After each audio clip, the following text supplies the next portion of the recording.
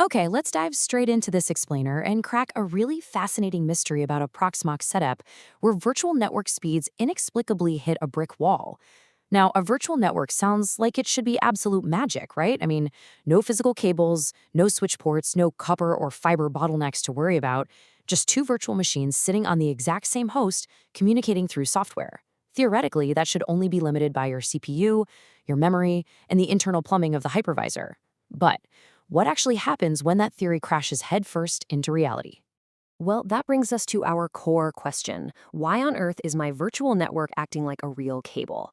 Imagine you've built this incredibly robust Proxmox setup. You've got multiple network interface cards, a virtualized router, a Windows virtual machine. Naturally, you'd expect your internal VM to VM traffic to absolutely fly. But for one user, reality had other plans. Their virtual network seemed to be strictly obeying physical speed limits that honestly shouldn't have even existed. And this perfectly illustrates our crime scene.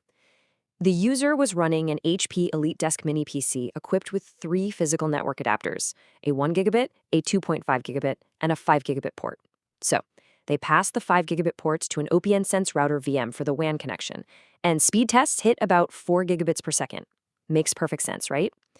But then, consider the Windows 11 VM. When it was connected to a bridge tied to the 2.5 gigabit physical LAN port, its internal traffic maxed out around 2 gigabits per second. And here's where it gets really weird. When they switched that VM to a bridge tied to the 1 gigabit physical port, the speeds dropped perfectly to match it, hovering right around 1 gigabit per second. The virtual traffic was inexplicably mimicking the exact speed limits of the physical cards.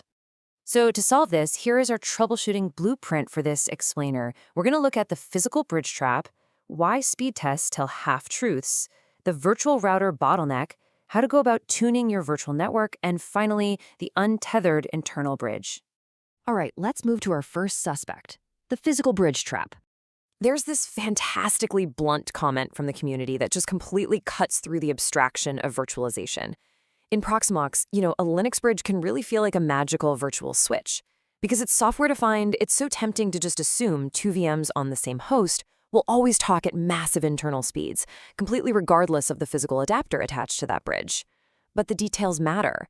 If you tie your router's LAN interface and your Windows VM to a bridge that is associated with a 2.5 gigabit physical interface, you are effectively dragging physical network rules right into your virtual space. Both sides behave exactly as if they're on a physical 2.5 gigabit network segment. But what if the crime scene itself was compromised? That brings us to phase 2. Speed tests tell half-truths. What's really crucial here is understanding exactly what it is you are measuring. A standard public internet speed test run inside your Windows VM is measuring the entire path. We're talking from the public internet through the WAN, processed by the virtual router's firewall, out the LAN interface, across the bridge, and finally into your operating system. It's a massive journey. If you want to know the true speed limit of your internal virtual bridge, you literally have to remove the outside world. This is why the community suggested firing up a tool like iPerf3 between two separate virtual machines. By doing a clean internal VM to VM test, you isolate the actual bottleneck. Basically, you stop tuning the wrong things. Real quick, let's do a terminology check before we go any deeper, just to avoid a classic IT trap. As you're troubleshooting, you gotta remember that a lowercase b stands for bits and an uppercase b stands for bytes. 10 gigabits per second is absolutely not 10 gigabytes per second. It sounds basic, I know, but conversations about networking get messy incredibly fast when people mix these units up, especially when you're expecting lightning-fast internal file transfers. Which brings us to our third suspect, the silent killer of multi-gigabit speeds, the virtual router bottleneck. See, a virtualized router like OpenSense is not just some simple empty pipe. When traffic moves through it, it's being heavily processed.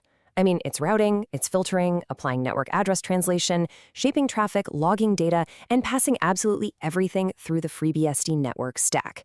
Even if you have heavy features like intrusion detection or prevention completely turned off, your virtual router is doing a massive amount of behind-the-scenes work, and that work requires serious CPU power.